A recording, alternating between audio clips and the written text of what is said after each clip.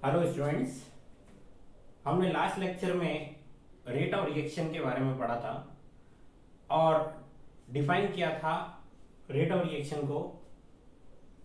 अब हम order of reaction और मॉलिक्युलरिटी ऑफ द रिएक्शन को देखेंगे आज के टॉपिक में।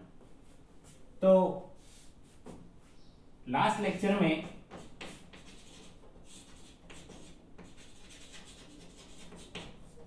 सिंपल रिएक्शन है अपने पास, इसके लिए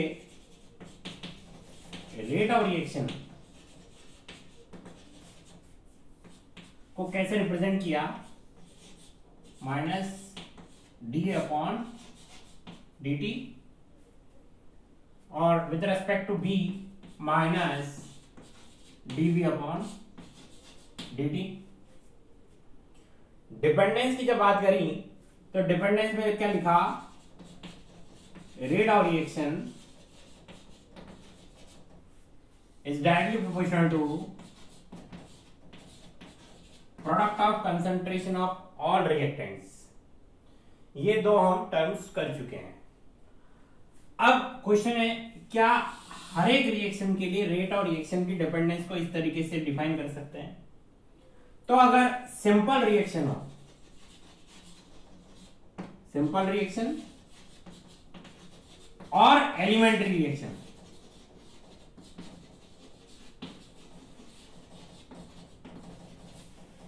सिंपल रिएक्शन या एलिमेंट्री रिएक्शन से मेरा यहां मीनिंग क्या है, वो रिएक्शंस जो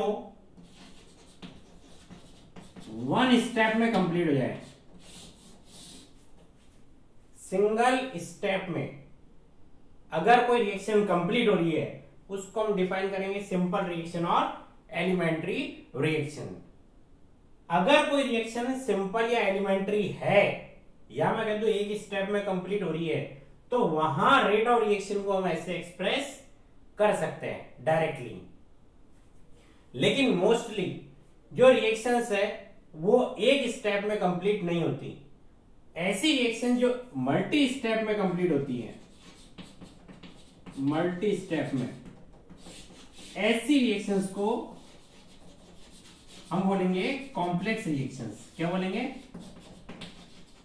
कॉम्प्लेक्स रिएक्शंस। और कॉम्प्लेक्स रिएक्शंस के लिए हम रेट ऑफ रिएक्शन को डायरेक्ट स्टोइकियोमेट्री से डिफाइन नहीं कर सकते या रिप्रेजेंट नहीं कर सकते, क्योंकि कॉम्प्लेक्स रिएक्शन का मतलब हो गया multi step reaction. Multi step reaction means उसमें कोई स्टेप होगा स्लो, कोई स्टेप होगा फास्ट।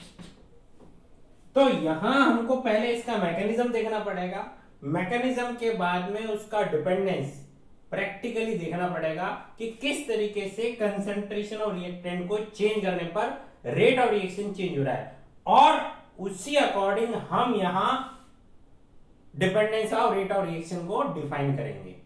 एक एग्जांपल लेते हैं।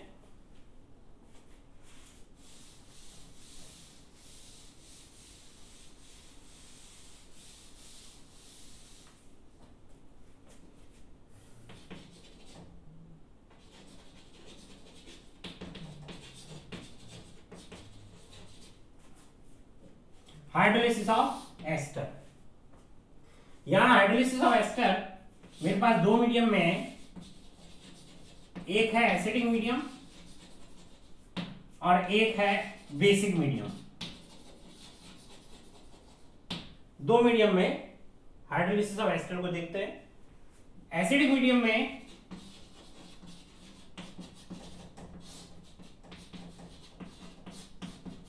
ऐसा लिख दें, और बेसिक मीडियम में ऐसे।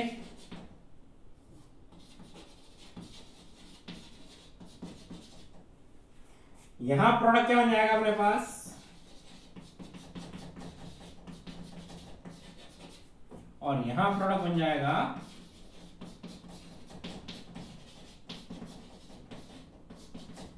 क्लियर। अब हम इसको प्रैक्टिकली ऑब्जर्व करते हैं। एक हमने लिया एसिडिक हाइड्रोलिसिस ऑफ एस्टर, इसके ऊपर एक्सपेरिमेंट किया, और एक लिया मैंने बेसिक हाइड्रोलिसिस ऑफ एस्टर। यहां मैंने कंसंट्रेशन ऑफ एस्टर को डिफरेंट टाइम इंटरवल पे चेंज किया और क्या ऑब्जर्व करा, रेट ऑफ रिएक्शन। तो यहां मिला मुझे rate of reaction directly proportional to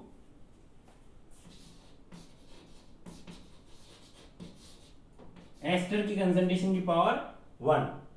अब अगर मैं यहां एसिड जो मैंने यूज करा है उस एसिड की कंसंट्रेशन अगर मैं चेंज करता हूं तो यहां रेट ऑफ रिएक्शन, यहां जो अपन एसिड यूज कर रहे हैं, ये मैंने एसिड लिख दिया या मैं कहता हूं H+,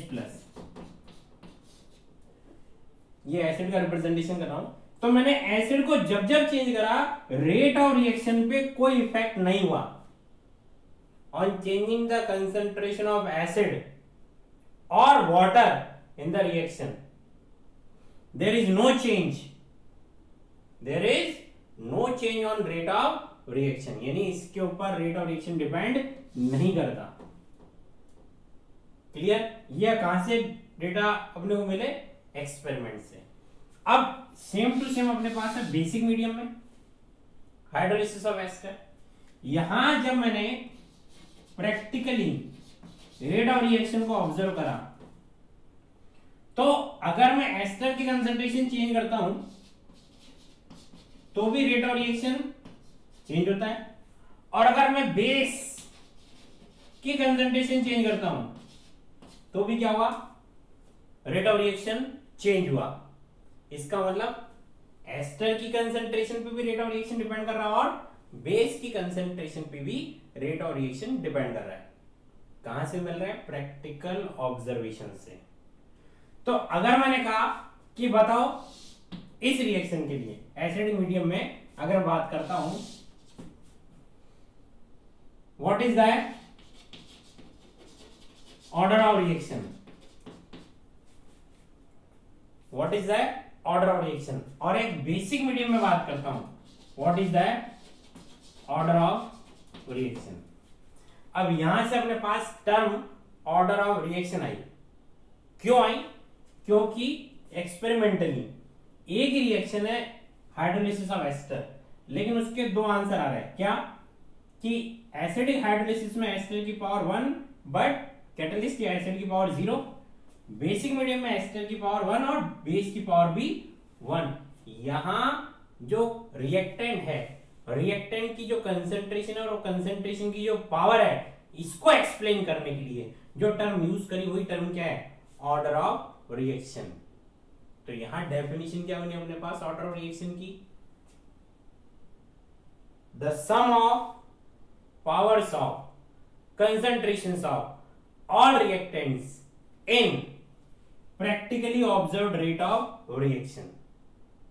वापस रिपीट कर रहा हूं, ऑर्डर ऑफ रिएक्शन क्या है?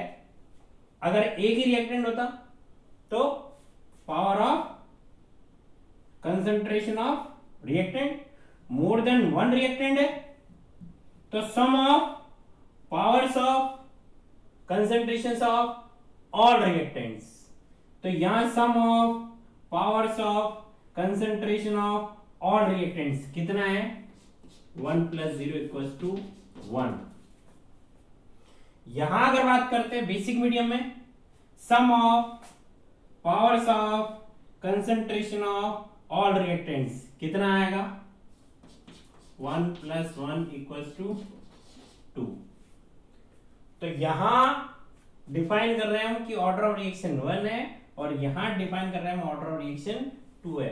तो यहीं से अपने पास order of reaction term arise हुई, ऑर्डर ऑफ रिएक्शन हमने वो टर्म मिली। कहां से मिली? एक्सपेरिमेंटल डेटा को एक्सप्लेन करने के लिए हमको टर्म चाहिए थी। और अगर बात करते हैं hydrolysis of ester,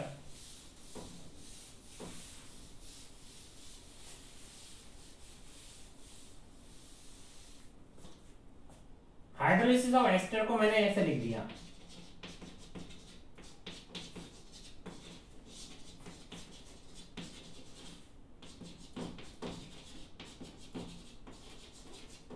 clear? Hydrolysis of ester को मैंने ऐसे रिप्रेजेंट कर दिया। अब मैंने कहा यहां कितने रिएक्टेंट मॉलिक्यूल्स पार्टिसिपेट कर रहे हैं? नंबर ऑफ रिएक्टेंट मॉलिक्यूल्स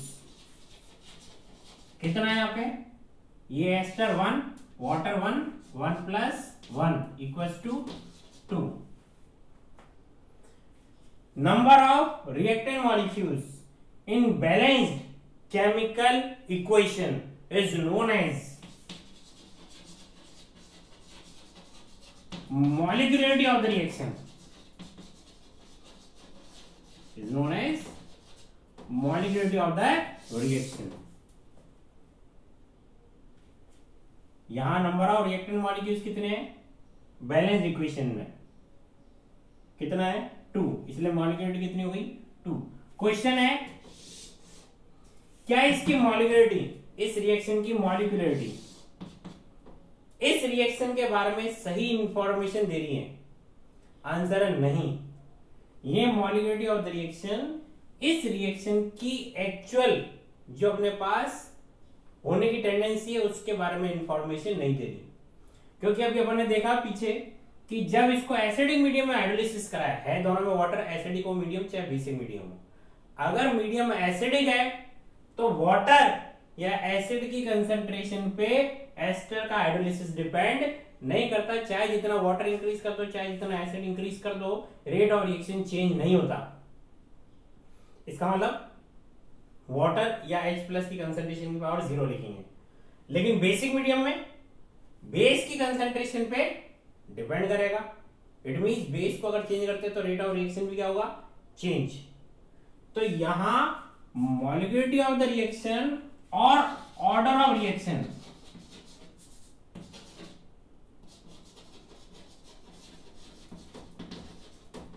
में अगर कंपैरिजन करना जाए, ये दो टर्म आ चुके अपने पास में, मॉलिक्युलरिटी एंड ऑर्डर ऑफ रिएक्शन. मॉलिक्युलरिटी क्या है, total number of reactant molecules present in balance chemical equation. Total number of reactant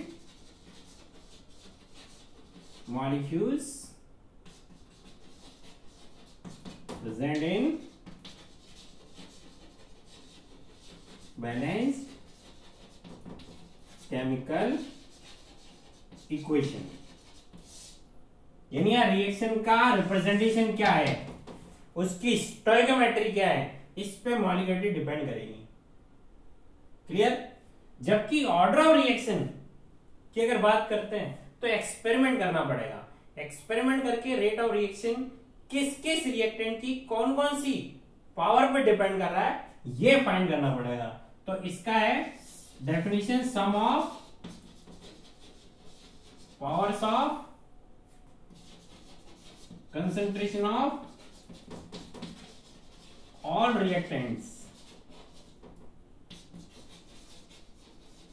present in practical rate of reaction or rate law.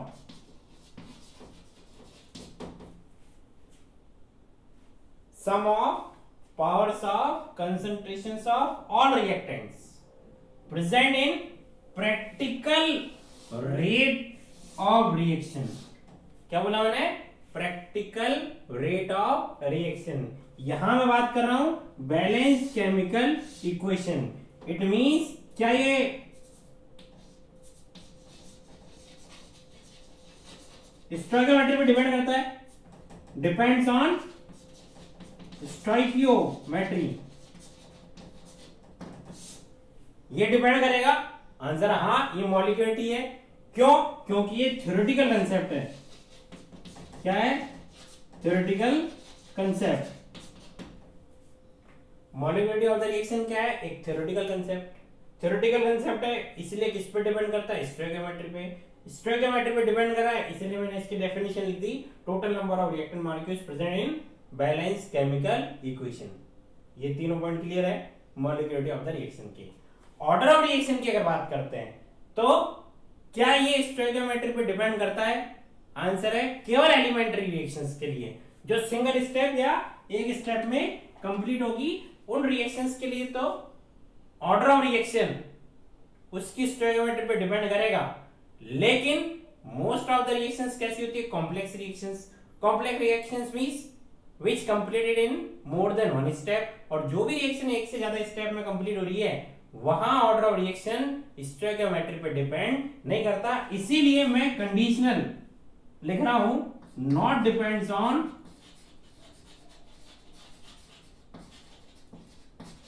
Stoichiometry. ये कंडीशनल है। कंडीशनल क्यों है? क्योंकि यहां रिएक्शन एलिमेंट्री नहीं होनी चाहिए। Elementary reaction not for elementary reactions, या स्टार बना के लिख दे नोट डाल के कि for elementary reactions order of reaction depends on stoichiometry. Clear है? ये कंडीशनल डिफरेंस मैंने लिखा है, नॉट डिपेंड्स ऑन स्टोइकियोमेट्री। यहां रिएक्शन एलिमेंट्री नहीं होनी चाहिए। अगर एलिमेंट्री रिएक्शन है तो उसका ऑर्डर ऑफ रिएक्शन स्टोइकियोमेट्री पे डिपेंड करेगा। क्लियर? फिर बात करते हैं ये कैसा कंसेप्ट है। ये कैसा कंसेप्ट है? Practical concept. ये कैसा कंसेप्ट था? थ्योरेटिकल, ये practical. Molecularity depends on stoichiometry, order of reaction conditional, not depends on stoichiometry. यहां हो गया अपने पास total number of reactant molecules present in a balance chemical equation. हो गया sum of powers of concentrations of all reactants present in practical rate of reaction और practical rate law. Clear? ये अपने पास डिफरेंसेस हो गए molecularity and order of reaction में। फिर बात करते हैं, क्या मॉलिक्युलरिटी जीरो हो सकती है? क्या मॉलिक्युलरिटी जीरो हो सकती है? तो ऐसी कोई रिएक्शन अपन सोचे जिसमें रिएक्टेंट मॉलिक्यूल जीरो, तो क्या ऐसी कोई रिएक्शन होगी? आंसर है नहीं। जीरो रिएक्टेंट से कोई रिएक्शन स्टार्ट हो ही नहीं सकती। इट मींस मॉलिक्युलरिटी क्या नहीं हो सकती? Never zero. क्या मॉलिक्युलरिटी नेगेटिव हो सकती है? रिएक्टेंट नेगेटिव में ले लें, ये पॉसिबल नहीं है। मींस मॉलिक्युलरिटी नेगेटिव भी नहीं होगी। क्या मॉलिक्युलरिटी फ्रैक्शनल हो सकती है? आंसर है मॉलिक्युलरिटी फ्रैक्शनल नहीं हो सकती, क्योंकि 11th क्लास में हम पढ़ते हैं कि molecule is the smallest stable particle. Molecule को अगर हम डिवाइड कर देंगे वो अनस्टेबल हो जाएगा, और अनस्टेबल स्पीशीज को लेकर हम रिएक्शन स्टार्ट नहीं कर सकते। मींस अगर मॉलिक्यूल लेना है तो हमको पूरा लेना पड़ेगा, 1 2 3 4 5 6 और इंफिनिटी। फ्रैक्शनल वैल्यू नहीं हो सकती, क्योंकि फ्रैक्शनल मॉलिक्यूल दुनिया में एग्जिस्ट नहीं करता या स्टेबल नहीं हो सकता। तो never fractional, never zero, never negative, never fractional. अब बात करते हैं ऑर्डर ऑफ रिएक्शन की। तो मैंने कहा क्या ऑर्डर ऑफ रिएक्शन जीरो हो सकता है? क्या ऑर्डर ऑफ रिएक्शन नेगेटिव हो सकता है? क्या ऑर्डर ऑफ रिएक्शन फ्रैक्शनल हो सकता है? तो आंसर है ऑर्डर ऑफ रिएक्शन जीरो भी होगा, नेगेटिव भी होगा और फ्रैक्शनल भी होगा। या मैं कह दूं हो सकता है, जीरो भी हो सकता है, नेगेटिव भी हो सकता है, फ्रैक्शनल भी हो सकता है। क्यों? क्योंकि एक्सपेरिमेंट का आंसर क्या आएगा, जो हम प्रैक्टिकल कर रहे हैं उसका आंसर क्या आएगा, ये कौन डिसाइड करेगा? ये उस रिएक्शन की नेचर डिसाइड करेगी। हम डिसाइड नहीं करेंगे कि what is the power of concentration of reactants experimentally observed. वो जो पावर है वो जीरो भी पॉसिबल है, नेगेटिव भी पॉसिबल और फ्रैक्शनल भी पॉसिबल है, क्योंकि एक्सपेरिमेंट में क्या होगा हम डिसाइड नहीं करते, वो रिएक्शन की नेचर डिसाइड करेगी। तो क्या हमारे पास ऐसे एग्जांपल्स हैं जहां ऑर्डर जीरो है? आंसर हाँ है। क्या ऐसे एग्जांपल्स है जहां order of reaction negative? Answer हाँ है। क्या ऐसे अपने पास एग्जांपल्स है जहां ऑर्डर ऑफ रिएक्शन फ्रैक्शनल है? आंसर है हाँ। इसी बेसिस पे मैं कह रहा हूं कि मॉलिक्युलरिटी ना जीरो हो सकती है, ना नेगेटिव, ना फ्रैक्शनल, क्योंकि ये थ्योरेटिकल कंसेप्ट है। मॉलिक्यूल को हम ना जीरो कर सकते हैं, ना नेगेटिव, ना फ्रैक्शनल। ऑर्डर ऑफ रिएक्शन सब कुछ पॉसिबल है। क्यों? एक्सपेरिमेंट का क्या रिजल्ट आएगा ये हम डिसाइड नहीं करते, ये डिसाइड करता नेचर ऑफ रिएक्शन। तो ऑर्डर ऑफ रिएक्शन क्या हो सकता है, कुछ भी हो सकता है, zero, negative, positive, whole number, fractional, कुछ भी हो सकता है। Molecularity never zero, never negative, never fractional. Clear है? ये मैं एक और पॉइंट लिख दूं, यहीं पे लिख दूं, never zero, never negative, never fractional. यहां क्या लिख दे, negative, positive, zero, fractional, whole number या नेचुरल नंबर, कुछ भी पॉसिबल है। क्लियर है? ये अपन ने डिफाइन करा मॉलिक्युलरिटी एंड ऑर्डर ऑफ रिएक्शन। बात करते हैं इसी क्वेश्चन में, मेरे को डिफाइन करना है molecularity of the reaction and order of reaction. तो अगर मैं बात करता हूं चाहे मीडियम एसिडिक हो चाहे मीडियम बेसिक हो, हाइड्रोलिसिस ऑफ एस्टर में मॉलिक्युलरिटी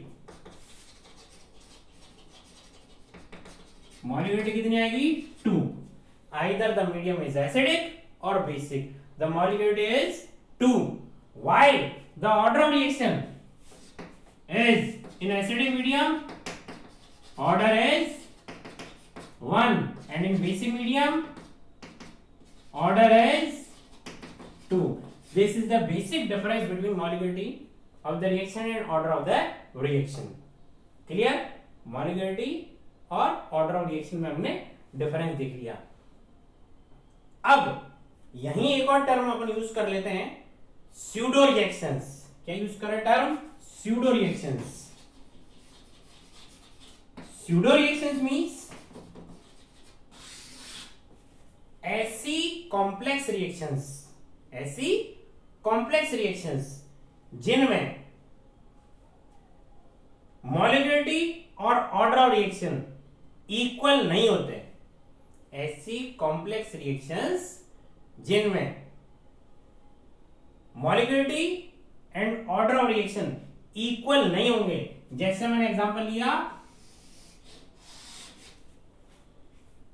hydrolysis of ester in acidic medium is the most common example of hydrolysis of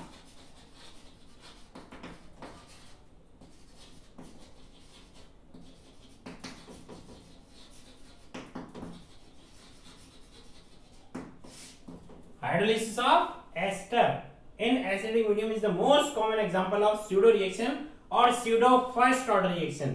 अब pseudo first order क्यों बोला मैंने, क्योंकि यहां एसिडिक मीडियम में ऑर्डर कितना आएगा, 1, इसलिए इसको बोला मैंने pseudo first order reactions। क्या बोला, pseudo first order reactions। pseudo means whenever the molecularity is not same as the order of reaction, यानी हम रिएक्शन को देखकर ये डिसाइड नहीं कर सकते कि उसका रेट ऑफ रिएक्शन किस किस रिएक्टेंट पे डिपेंड करेगा और कैसे डिपेंड करेगा। Stoichiometry not gives the correct information for the dependence of rate of reactions, those reactions known as pseudo reactions. Clear?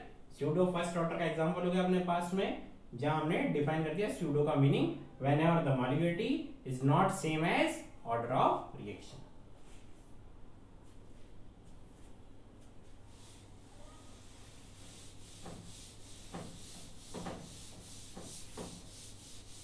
तो ये कुछ बेसिक डिफरेंस हो गए order of reaction and molecularity of the reaction में। क्लियर? अब हम बात करते हैं different order reactions.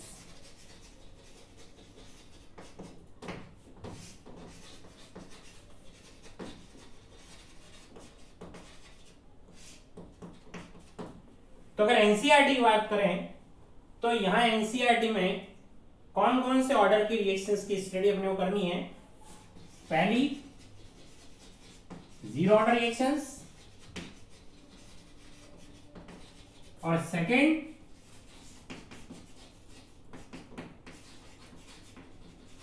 First order reactions. अगर बात करते हैं ऑर्डर ऑफ रिएक्शन कहां तक हो सकता है, तो 0, फर्स्ट, सेकंड, थर्ड ये कॉमन ऑर्डर है रिएक्शंस के। इसके आगे भी हो सकता है लेकिन फिर वो बहुत ज्यादा कॉम्प्लिकेटेड रिएक्शंस हो जाएगी, यानी ऑर्डर ऑफ रिएक्शन इसके आगे भी जा सकता है।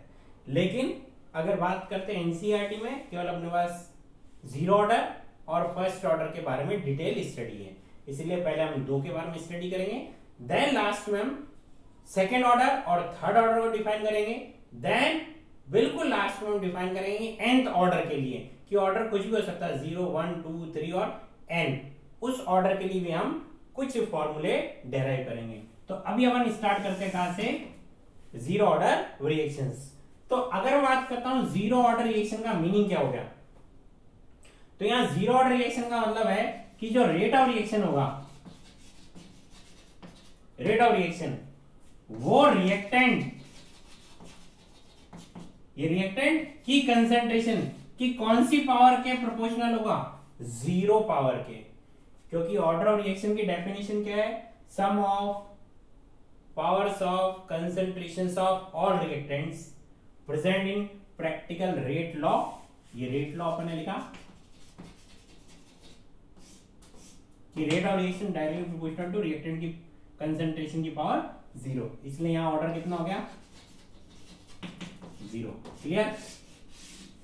ये कैसे पता पड़ा, एक्सपेरिमेंट, केवल एक्सपेरिमेंट। क्लियर। अब एक एग्जांपल लेते हैं। मैंने कहा ए गिव्स प्रोडक्ट, यहां इनिशियल कंसंट्रेशन क्या है, इसकी इनिशियल कंसंट्रेशन R0, प्रोडक्ट कितना होगा initially 0। At time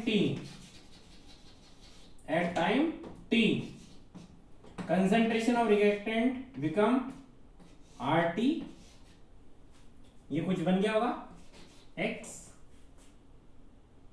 initially reactant R0, product 0, product नहीं बना, कोई टाइम मैंने ले लिया t, उस टाइम तक ये डिक्रीज हो गया, कितना हो गया RT, और प्रोडक्ट कितना बन गया X। अब अगर बात करते हैं अपन इंस्टेंटेनियस रेट ऑफ रिएक्शन की, instantaneous rate of reaction with respect to A, मैंने कहा -d a/dt, ऐसे रिप्रेजेंट करेंगे। ए की concentration at a given time कितनी है, RT, ये मैंने ले लिया RT माइनस ddt। ये हो गया अपने पास representation of rate of reaction at a given instant. Dependence की बात करते हैं, ये किस पर डिपेंड करेगी, रिएक्टेंट की कंसंट्रेशन की पावर 0, रिएक्टेंट की कंसंट्रेशन की पावर 0, क्योंकि मैं पहले डिफाइन कर चुका हूं कि इस रिएक्शन का ऑर्डर कितना है 0, ये मेरे को पहले से पता है, मैंने पावर लगा दी 0। अब एट अ गिवन इंस्टेंट यहां कंसंट्रेशन कितनी है, RT की पावर 0। क्लियर। प्रोपोर्शनल का साइन हटाया, -d RT by dt is equal to k R to the power 0। ये अपने पास है डिफरेंशिएटेड रेट इक्वेशन। क्या है, differentiated rate equation, differentiated rate equation. अब मैंने कहा इसका इंटीग्रेशन करना है, कैसे करेंगे,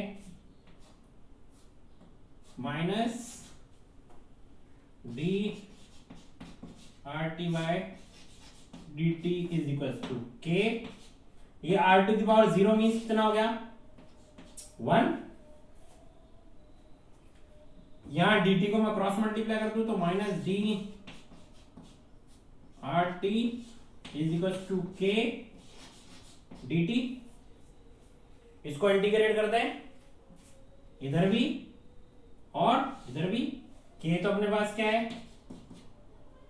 कांस्टेंट, जिसको हम बोलेंगे रेट कांस्टेंट, या एक और नाम है इसका स्पेसिफिक रेट ऑफ रिएक्शन। इसको लास्ट में और डिफाइन करेंगे, अभी हम डेरिवेशन की बात कर रहे हैं। तो वापस से बता देता हूं, अपन ने स्टार्ट करा ए गिव्स प्रोडक्ट। ये कोई रिएक्टेंट अपने पास है जिसकी इनिशियल कंसंट्रेशन R0, प्रोडक्ट इस समय कितना है 0। At time t the remaining concentration of A is RT, product कुछ बन गया अमाउंट x अमाउंट। अब मैंने कहा एट अ गिवन इंस्टेंट, इसी टाइम बात कर रहा हूं मैं t टाइम पे, एट अ गिवन इंस्टेंट। यहाँ इंस्टेंटेनियस रेट ऑफ रिएक्शन की अगर बात करते हैं तो इंस्टेंटेनियस रेट ऑफ रिएक्शन का रिप्रेजेंटेशन हो जाएगा minus D R T by D T. किस पे डिपेंड करेगा, उसी समय कंसंट्रेशन की पावर 0।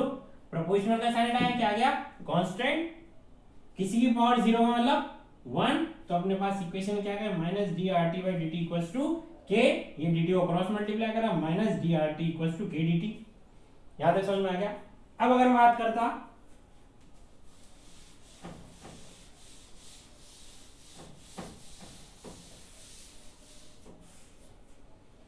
यहां से क्या लिखते हैं, माइनस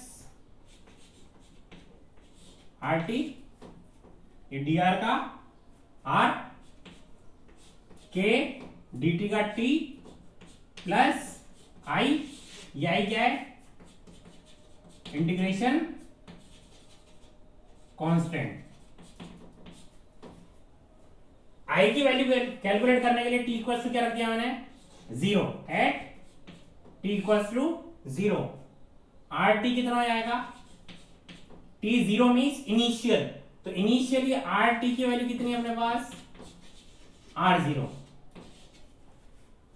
ये अपन ने इंटीग्रेट करा, इंटीग्रेट करने पर डी आर का R, डी टी का T, साथ में इंटीग्रेशन कांस्टेंट I। इस I की वैल्यू कैलकुलेट करने के लिए मैंने कंडीशन लगा दी एट टी इक्वल टू 0। यहाँ T जैसे ही 0 रखूंगा आर टी किसके इक्वल हो जाएगा R0 इनिशियली। ये वैल्यू मैं पुट कर दूं तो ये हो गया minus R0 is equal to K, T की वैल्यू 0 प्लस I, तो I इज इक्वल टू क्या आ गया माइनस R0। ये वैल्यू मैं कहां पुट कर देता हूं, यहां पर।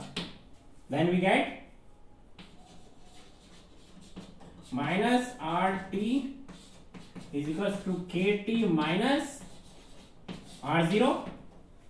इस R0 को अगर इधर लेके आ जाए तो R0 माइनस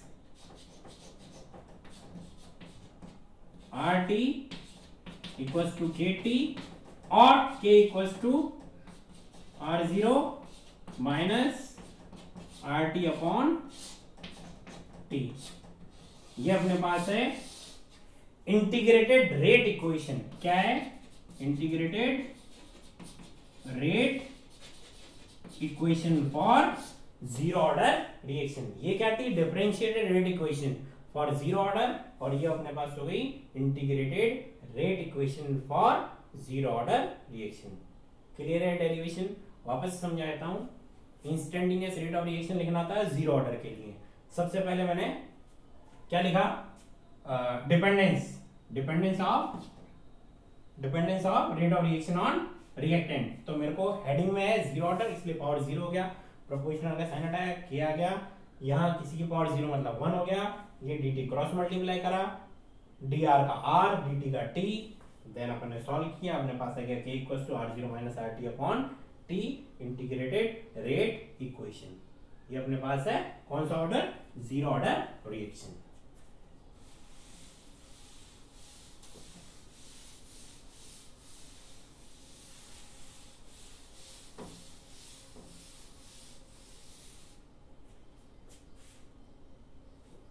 मैं यहां एक और प्रॉपर्टी देता हूं, properties of zero order reaction अगर बात करते हैं।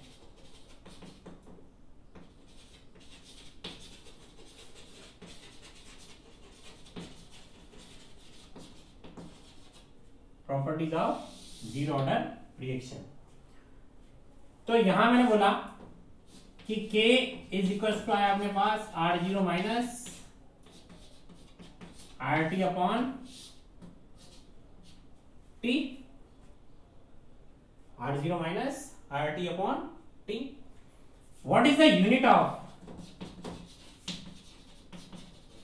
rate constant? Unit of rate constant. तो K इज इक्वल टू अपन ने लिखा कंसंट्रेशन माइनस कंसंट्रेशन, तो आएगा तो concentration term upon time. Concentration in general अपन बात करते हैं किसमें लेते हैं, मोल पर लीटर में, और टाइम इन जनरल अपन लेते हैं किसमें, सेकंड में. तो K की यूनिट हो गई mole litre inverse second inverse. Clear? ये अपने पास हो गया जीरो ऑर्डर रिएक्शन में यूनिट ऑफ रेट कांस्टेंट. एक और टर्म यहां पे अपन डिफाइन करते हैं, ये पहली अपने पास हो गई. सेकंड डिफाइन करते हैं half life time. Half life time T half और T 50%. Half life time means क्या होता है, the time in which 50% of reaction completed. The time in which 50% of the reaction completed. वो अपने पास है हाफ लाइफ टाइम. रिएक्टेंट की concentration को उसकी इनिशियल कंसंट्रेशन से हाफ होने में जो भी टाइम लगेगा वो उसका है हाफ लाइफ टाइम. यानी मैंने कहा A की कंसंट्रेशन स्टार्टिंग में क्या लिया अपन ने, A की कंसंट्रेशन क्या ली थी R0. मैं कहता कि वो टाइम जिसमें कितना लग गया R0/2, ये टाइम कितना आया था T हाफ. क्लियर है? मैंने कहा इनिशियल कंसंट्रेशन R0, वो टाइम जिसमें R0 का आधा रह गया, R0/2 हो गया, वो T हाफ है. अगर मैं यहां वैल्यू पुट कर देता हूं K के फॉर्मूले में, तो मैंने लिखा K is equal to R0 minus RT की जगह क्या पुट करा अपन ने R0/2, और T की जगह क्या पुट करा अपन ने T हाफ. ये कितना आएगा अपने पास, K is equal to R0 minus R0/2 की जगह R0/2 T हाफ. तो T हाफ कितना आएगा अपने पास, T हाफ कितना हो गया R0 upon 2K. T half is equal to R0 upon 2K. मैंने कुछ नहीं करा, केवल डेफिनेशन अपने पास थी कि the time in which 50% of the reaction completed. तो मैंने कहा कि इनिशियल कंसंट्रेशन R0 है, इसको मैंने कर दिया इसका हाफ यानी R0/2, वो टाइम ले लिया मैंने T हाफ. ये वैल्यूज पुट कर दी R0/2 और T हाफ इस फॉर्मूले में, then we get T half equal to R0 upon 2K. Clear है? ये अपने पास हो गया half life time for zero order reaction का फॉर्मूला. क्लियर? अब अगर बात करते हैं यहां पे एक और स्टेटमेंट की, क्या कि फॉर जीरो ऑर्डर रिएक्शन, मैं इस फॉर्मूले से क्या लिख सकता हूं, मैंने लिखा T half life time of zero order reaction is directly proportional to initial concentration of